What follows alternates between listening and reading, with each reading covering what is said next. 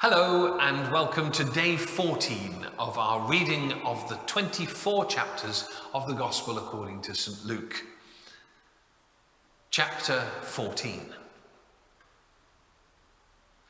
Now it happened, as he went into the house of one of the rulers of the Pharisees to eat bread on the Sabbath, that they watched him closely. And behold, there was a certain man before him who had dropsy. And Jesus, answering, spoke to the lawyers and the Pharisees, saying, "Is it lawful to heal on the Sabbath?" But they kept silent. And he took him and healed him and let him go. Then he answered them, saying, "Which of you, having a donkey or an ox that has fallen into a pit, will not immediately pull him out on the Sabbath day?"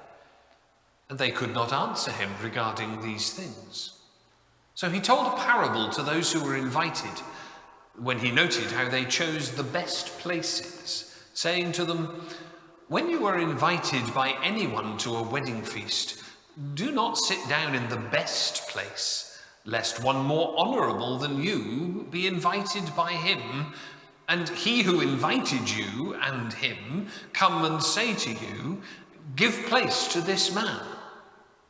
Then you begin with shame to take the lowest place. But when you are invited, go and sit in the lowest place, so that when he who invited you comes, he may say to you, 'Friend, go up higher.'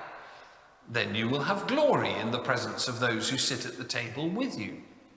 For whoever exalts himself will be humbled, and he who humbles himself will be exalted."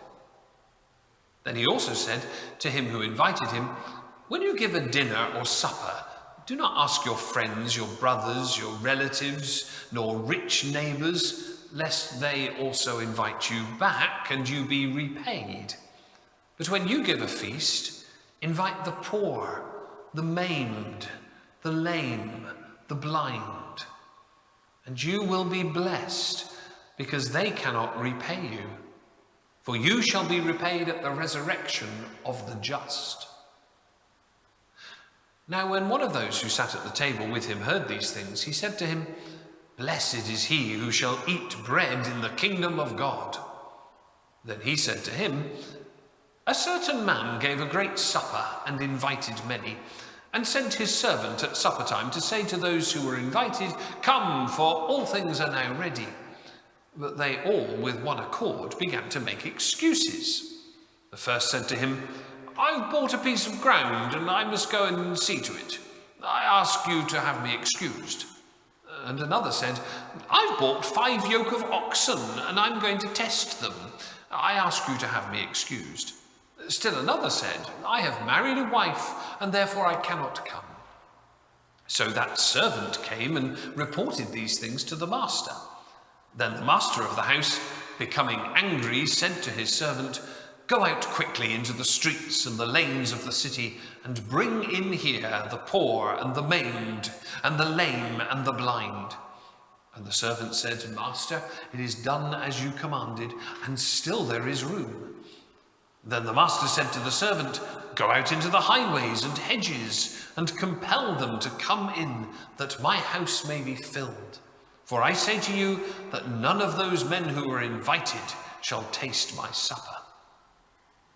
Now great multitudes went with him, and he turned and said to them, 'If anyone comes to me and does not hate his father and mother, wife and children, brothers and sisters, yes, and his own life also, he cannot be my disciple.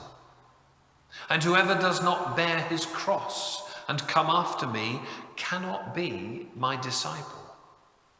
For which of you, intending to build a tower, does not sit down first and count the cost, whether he has enough to finish it? Lest, after he has laid the foundation and is not able to finish, all who see it begin to mock him, saying, 'This man began to build and was not able to finish.'